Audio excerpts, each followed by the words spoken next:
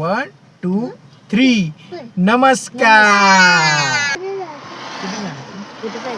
कुठे जायचं? तर नमस्कार मित्रांनो, तुमचं स्वागत आहे आमच्या या ब्लॉगमध्ये.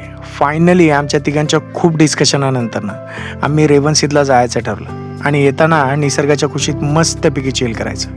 आम्ही काही वेळातच रेवणसिद्धला पोहोचलो. 1461 साली काळ्या दगडांमध्ये बांधलेले हे मंदिर आहे.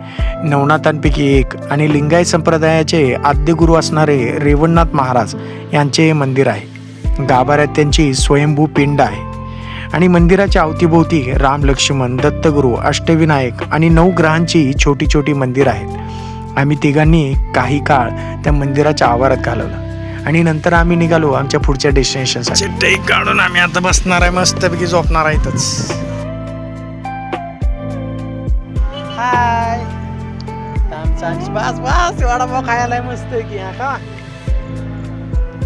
तर फायनली आम्ही आलेलो आहे तर असं एक ठिकाण जिथं आम्ही आता तिघं पण आम्ही चिल करणार आहे. चिल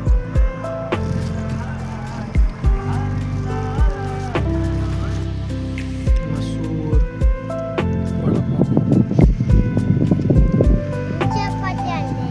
चपाती आणल्या कोणी? तू आणली चपाती?